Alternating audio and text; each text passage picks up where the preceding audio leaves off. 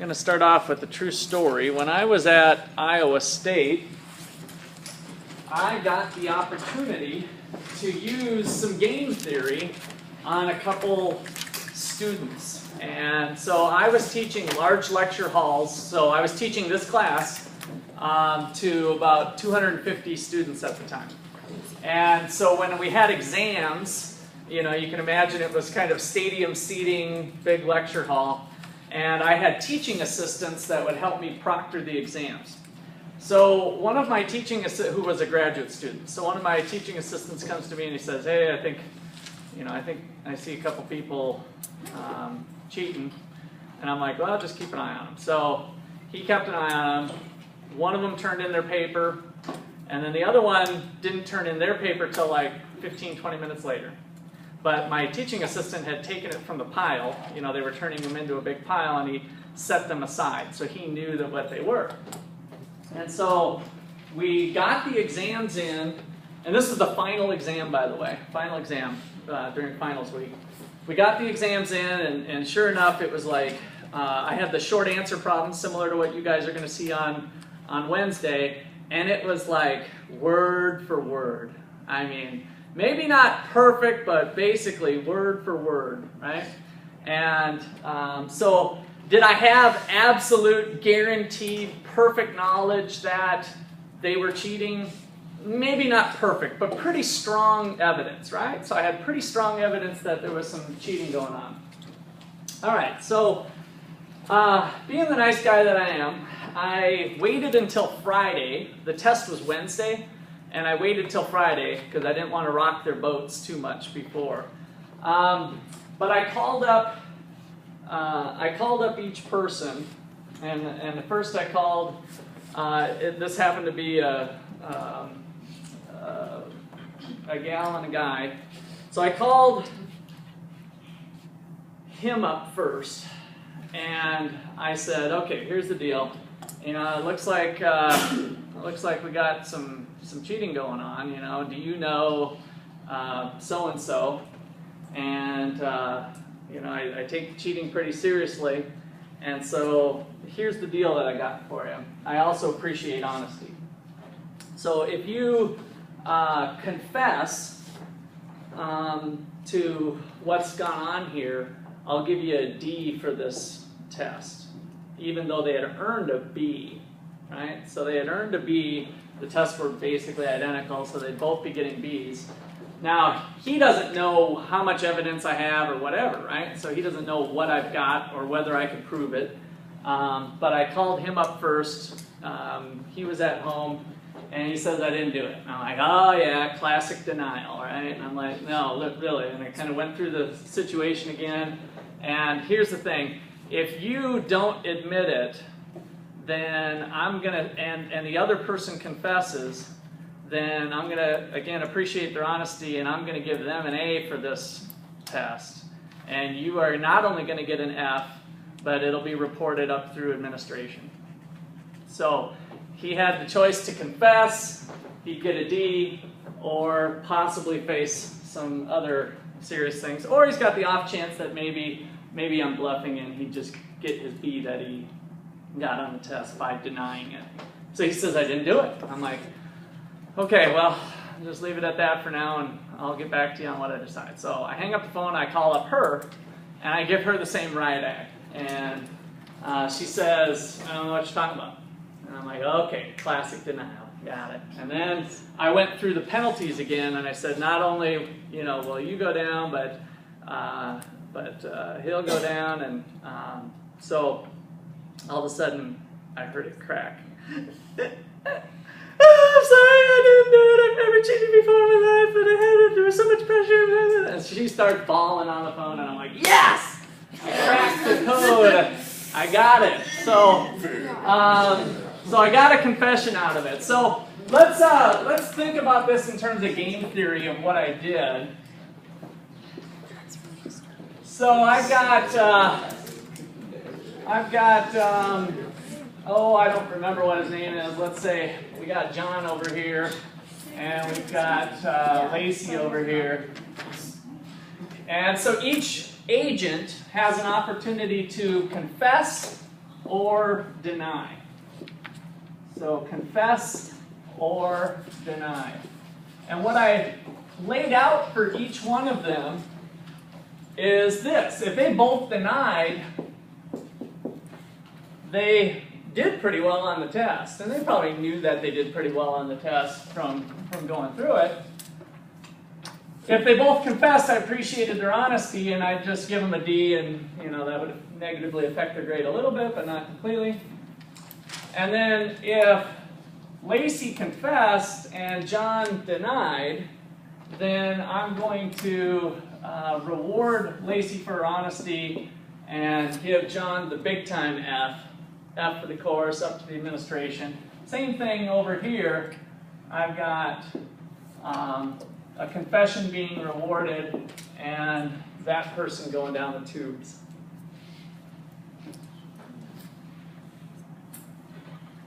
So imagine you were in the same circumstances. What would you do? Confess or deny?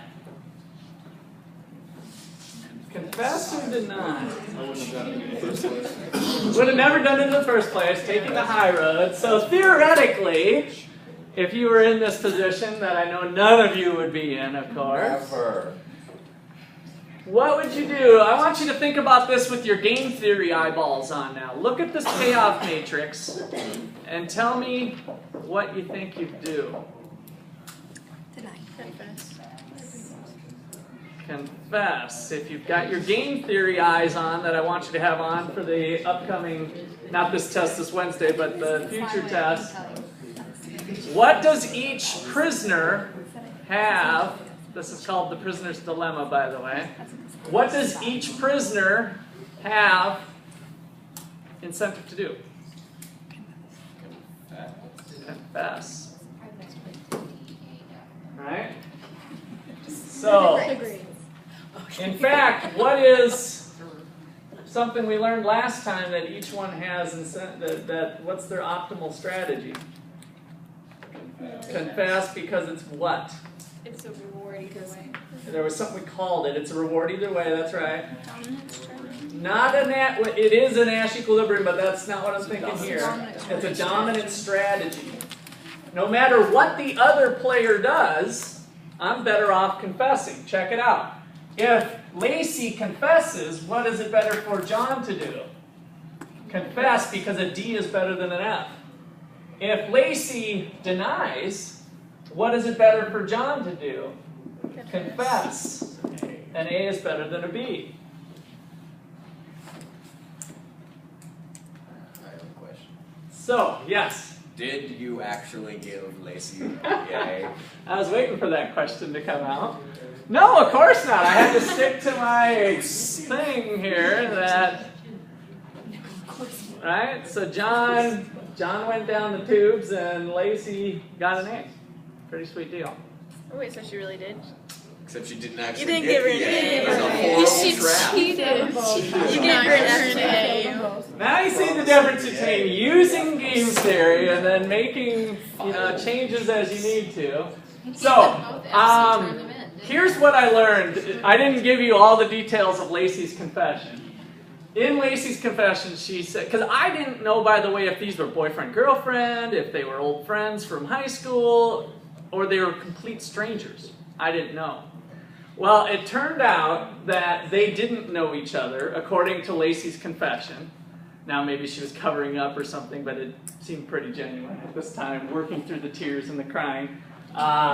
And so John didn't know her at all. She sat next to him during the exam, copied everything that he was doing, and so he was kind of the innocent bystander. So did you give him the B then?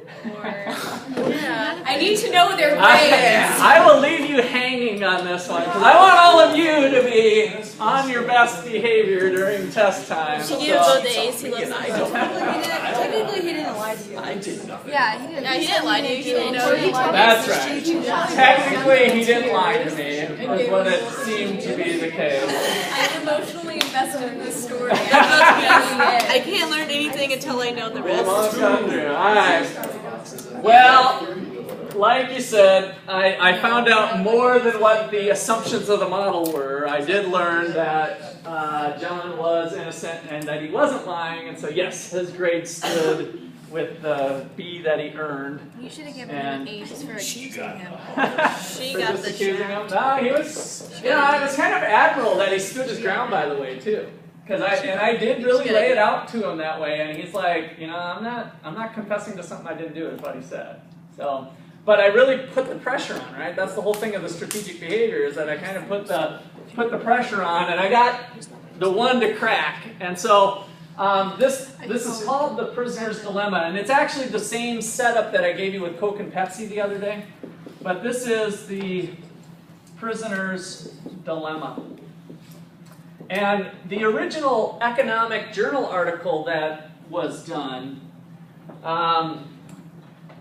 was about Bonnie and Clyde.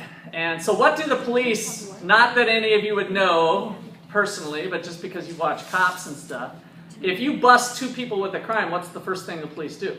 Separate them out, right? So that they can work on each one individually. And this is what they'll do. Well, if you confess to the crime, I'll let you off with probation, and I'll put the other one down the river, right? And then they kind of do that same thing for each. If they induce a confession, even possibly a confession to a crime they didn't commit because the consequences was less, then that's where we get all the 2020, you know, NBC News type stuff of people who've been sitting in jail for 15 years that admitted to a murder that they didn't really do because that was better than, you know, death or something, whatever. All right, so that is the classic prisoner's dilemma. And in summary, each agent has dominant strategy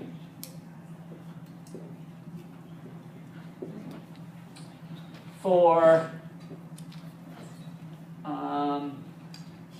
a payoff that is less than the cooperative payoff. So if Bonnie and Clyde trusted each other enough, they might both deny and they'd go scot-free. No probation, no nothing, because there's not enough evidence. That's where I was going with the evidence part. Not enough evidence to really convict them of a crime. All right. Let's try another one. So we've got a young couple. Young couple, madly in love. Madly in love. So another love story for you, Reagan. If I tugged on your heartstrings this time, this will be another one. Young couple, madly in love, trying to decide on where to go. For what? For date night.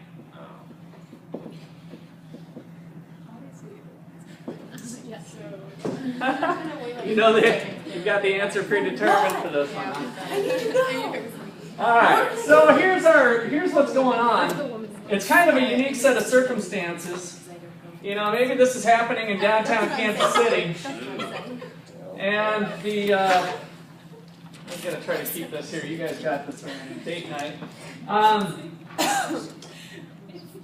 The choice is to go to the fights or the ballet, and it turns out it's kind of a unique night that the ultimate fighting MMA is in town, right? And it's the greatest world championship of all time. Two undefeated brutes going at it, and that's one choice. But then the ballet's in town, and this Russian ballet that's never visited to the United States before, one night only, never going to come back. So what do we do? Do we do the ballet? Do we do the fights? So we've got ballet and the fights as the choices for Pat and Chris. And if the two of them go together, Pat gets 2 units of utility, 2 units of satisfaction from going to the ballet with Chris. Chris gets 3 units of happiness. So is Chris the girl? Well, I didn't know if this That's why I use Pat. is this. Are you guys anti-gay or something here? I thought this was two guys, or possibly two girls. I'm fine with it. Well, all of a sudden I hear this female and male thing going on. I just wanted to make sure that we didn't have some sort of insensitive crowd here to the various types of relationships that might go on in today's world. So we've got Pat and Chris, and 2 units of satisfaction, 3 units of satisfaction. Now, if they go to the fights, Pat gets 3 units of utility, and Chris gets 2 units of utility. Now, if Chris goes to the ballet and Pat goes to the fights, Pat gets 1 unit of satisfaction, Chris gets 1 unit of satisfaction. And if Pat goes to the ballet, Chris goes to the fights, each gets 0. Oh, wow. Nobody's happy. All right. So, like the story went, our young couple's madly in love. They love doing things together, right? And so the payoff matrix kind of illustrates that. So, the question of the day, you as the young budding economist need to make a prediction. Where do we go tonight? Ballet or the fights?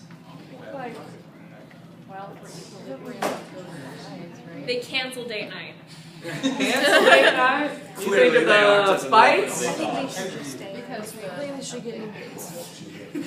because of the 1-1, because it falls in equilibrium. When they both get 1, they might both get less value, but they both get the same value. The 1-1. Oh, so this one seems more fair at the 1-1? Not that it seems more fair, it's an equilibrium. Okay.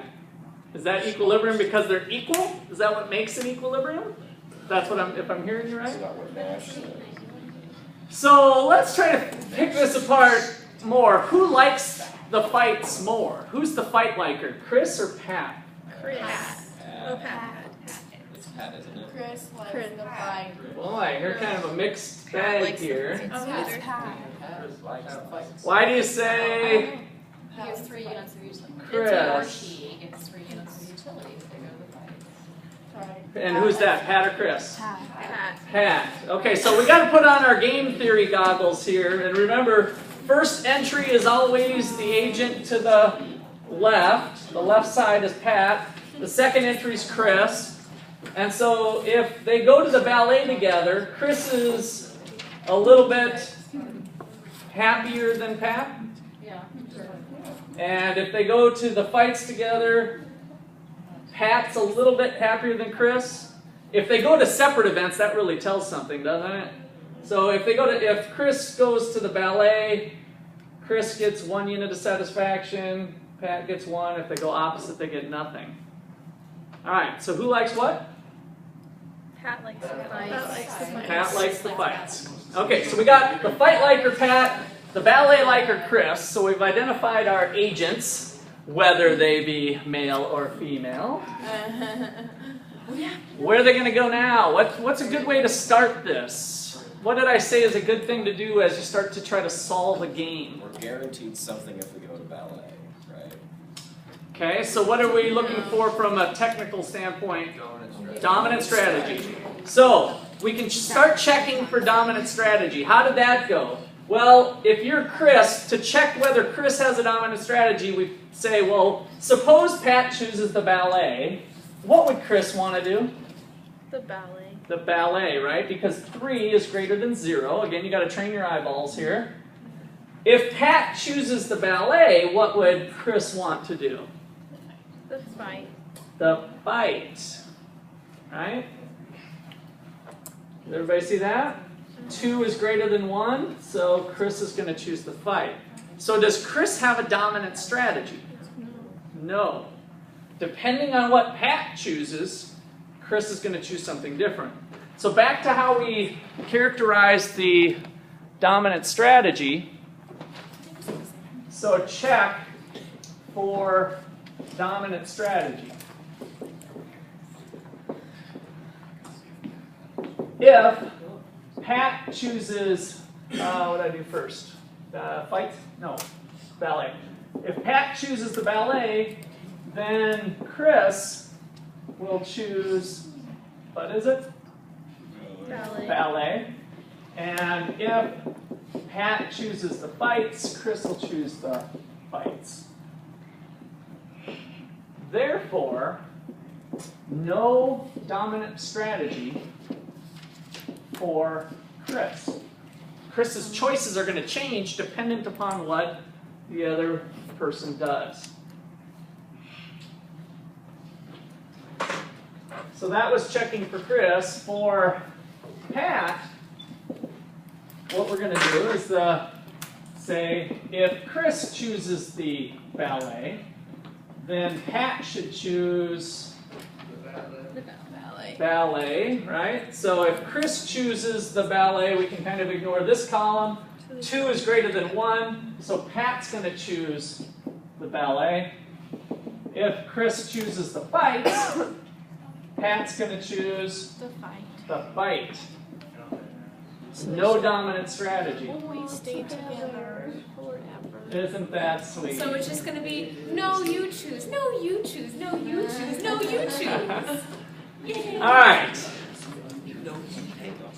Now, let me come back to, who was that? Was that, Caleb, did you mention Nash Equilibrium? Or okay, so I wanted to do dominant strategy, which is different than Nash Equilibrium. Are there any Nash Equilibriums? Is there a Nash Equilibrium? Yeah. Choice that no such that neither agent wants to change given the other's choice. Good. So is there a choice set, a choice combination, such that neither player wants to change, taking as given what the other one's doing? No. No? If they know what the other person's doing, then according to this, they want to choose the same thing. So here's how it works. I'll start you with an easy one. Start in any cell and ask yourself if somebody would like to switch. So let's start here at this bad one. Would Chris like to change his or her answer? Yeah. Yes, because 3 is greater than 0, so we know it's not a Nash equilibrium. Now let's come back to this cell that we just left. Would Chris like to change his or her answer? No. No, because 3 is greater than 0, just the same logic we just did. So that's one good part. Now, what about Pat, though? Would Pat like to change his or her answer? Yes. No. We just went straight across. So, if we're here, taking as given what the other agent's doing, we're kind of ignoring this. Pat would get 2 versus 1. Would Pat like to change his or her answer? No, because 2 is greater than 1. So neither player wants to change their answer, taking as given the others. We have found ourselves a Nash equilibrium. So do they go to the ballet? Sound good? We're done? No. Not necessarily. Why? Just the bottom right. So we come down here. Would Pat like to change his or her answer? No, because 3 is greater than 0. Would Chris like to change his or her answer? No, because 2 is greater than 1. We have another Nash equilibrium. So this is another departure from what we were learning before, because when we had an equilibrium, the 2 lines crossed, it was just one equilibrium. Now we have multiple equilibrium. Equilibria is the plural for equilibriums. So we got 2 of them. Where are we going to go? Together. Together. Okay. At halftime, we're going to sneak out. So it raises the question, we're going to go together. So I'm kind of glad you said that. Have we learned anything going through this process? Well, we've kind of ruled out a couple solutions, right? So we've kind of gotten something out of this. We didn't exactly get the answer, but we got a answer, right? We can rule out them going to separate events. So that's good. Where are they going to go? Can you come up with any ways that this young couple's going to actually solve this problem? Maybe some of you have faced this with your significant others. Flip a coin. Which one? Flip a coin. Insignificant Okay. ballet. Flip a coin might be possible. What else? Anything else? Which one costs less? Which one costs less? I'm glad you brought that up. So that would totally be relevant to look at the price. However, it could have been taken into account. Remember in the chapter on utility, we took the utility per dollar. So we took the amount, the satisfaction that you're getting on a per dollar basis. So if these are marginal utilities per dollar, that's taken into account. But good point. That is one factor that would need to be in here somewhere. DVR the fight. DVR the fight. Well, there's nothing like being right there with the blood, sweat, and crowd roar compared to that DVR. Well, Miller. All right, so this is about as far as we can go. The flip a coin ends up being a pretty good solution as well. That might be a fair way to go. What if this was a sequential game? What might this couple do if this was being played 10 times, which is going outside of the story I told, but Back and forth. alternate, right? So we think of this being some sort of fair thing. So the reason I want to think about this is that this is cooperative or non-cooperative game? Cooperative game, right? We've got two agents that are allowed to cooperate, unlike the Coke and Pepsi when they were choosing advertising. By law, they're not allowed to cooperate. So this just kind of adds a nice little additional layer onto our thinking. All right, so in the real world here then, so let's go to the solution. Well, we've kind of narrowed it down. We narrowed solutions to fight, and ballet. It's kind of how we officially write the solutions. We both go to the fights. If you want to use the softer way of doing it, then we'd say, well, we both go together, we love each other, fights and ballet. Okay, so we've narrowed it down, so that's good. One thing might be to flip a coin.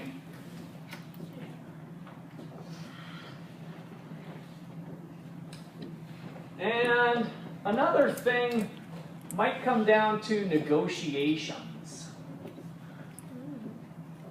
Could there be some side payments with our couple? Yep. Right? So maybe, now again, this is kind of going beyond maybe the data that we have for this model, but if we're in the real world, there could be some negotiations going on between the two, or negotiations would end up helping solve it. So literally, well, I tell you what, I'll do the dishes for the next 5 days. I don't know what you guys were thinking about for side payments, but I'll do the dishes for this next week if we get to go to this or whatever. All right. So, this game, by the way, was historically in a sexist type of format when it was original. This is another journal article, and so just kind of jot this down. It is called Battle of the Sexes. Is the official name of this. So this one's Prisoner's Dilemma. This one's called Battle of the Sexes. And so yes, it was originally characterized as some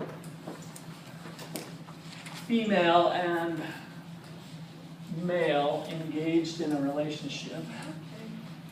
And I will let you know that they had it, this is back in the 60s. The guy liked the fights and the female liked the ballet, it's completely sexist view of the world back then. All right, so got another game for you. This one's called Matching Pennies. Matching pennies. Now you can use any sort of coin. I don't have any coins. Anybody got a couple quarters, couple nickels, couple dimes? You got what?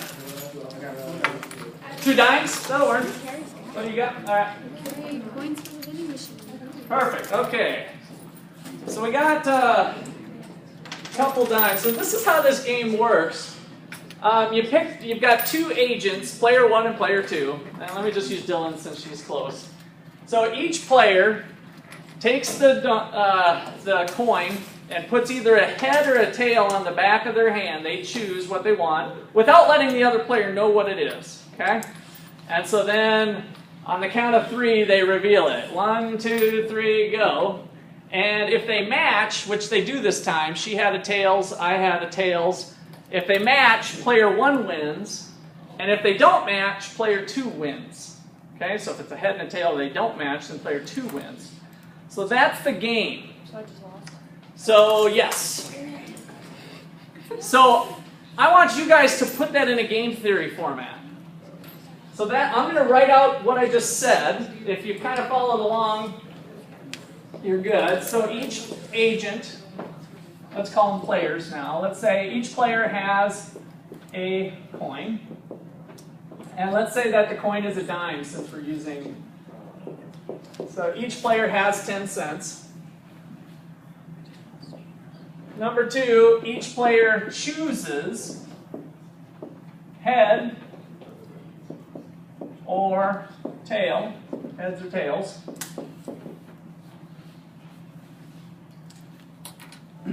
Without the other's knowledge.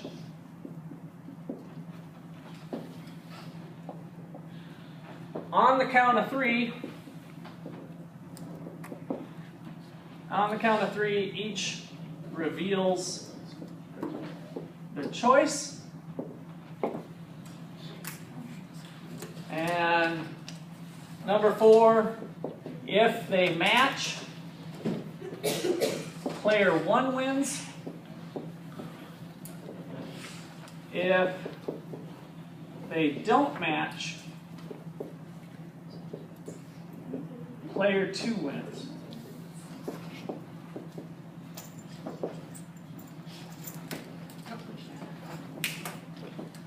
All right, so set it up. I'm going to walk around the room. You guys set this thing up.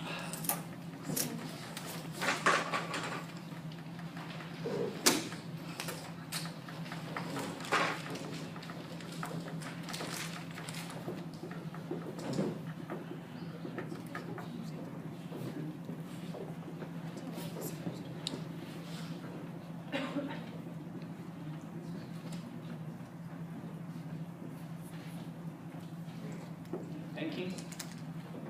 Oh, you got it. You should do it on your paper too, or are you not? Okay. No, that's not right. No. No.